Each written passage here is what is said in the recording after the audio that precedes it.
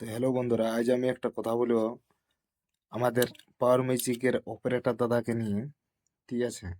তো অপারেটর দাদা, তুমি একবার আমার একটু হালকা করে করে ভিডিও ক্লিপগুলো একটু দেখো। ঠিক আছে? তারপরে তোমাকে আমি জাস্ট বলছি, তোমার ছোট্ট ভাই হিসাবে আমি তোমাকে বলছি কথাটা। ঠিক আছে?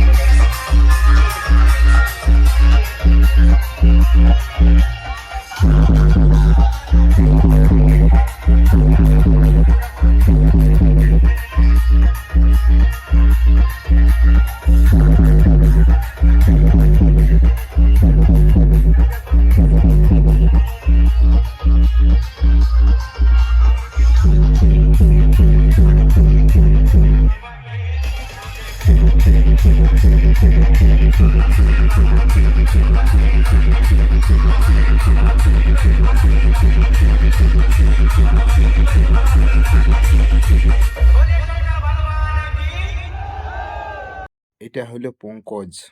আর এবার একটা ডিজে সার্জেনের একটা ভিডিও তুমি দেখো।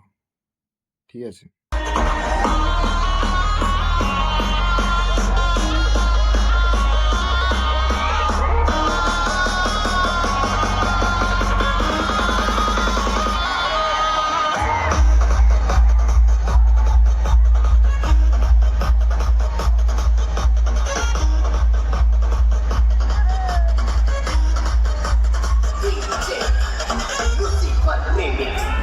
তো দাদা, যাই হোক, তুমি ভিডিওটা দেখলে। তো এরকমভাবে গানগুলা বাজাবে, পাবলিক ঠিক চয়েস একদিন করবে। ঠিক আছে? তো পাবলিক চয়েস যদি না হয়, তো কোনোদিন পাবলিকের কাছে মানে নাম কামাতে পারবে না। ঠিক আছে? তো পাওয়ার মিউজিকের অপারেটর দাদাকে আমি এই কথাটাই বলছি যে তুমি যাই হোক পুরুলিয়া গান, নাগপুরি গান, এই জিনিসগুলা বাজাও। দেখো পাবলিকের কাছে ঠিক একদিন নাম কামাতে পারবে। তাছাড়া কিন্তু নাম কামাতে পারবে না। ওই চুই চুই দুম দুম গান নিয়ে পাবলিক না নাচতে পারে না, মানে কি সামনে দাঁড়াতে পারে নাই বলেই মানে কি ওই জায়গাটা নাচতে পারে নাই। ঠিক আছে? তোমার যে প্রেসার, সে আর কিন্তু মানে কি পাবলিক ওই জায়গাতে নাচতে পারে নাই। ঠিক আছে?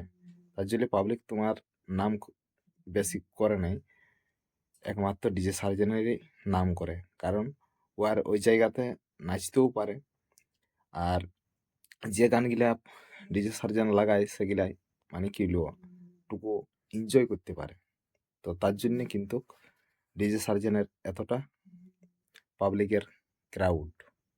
ঠিক আছে? তো যাই হোক, তোমাকে আমার এই কথাটাই বলার ছিল, তো বললাম।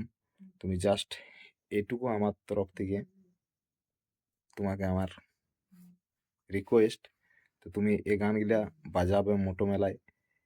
একটা হলো নাগপুরি তুমি গান বাজাবেই মোটো মেলাতে, আমার এটাই আমার রিকোয়েস্ট।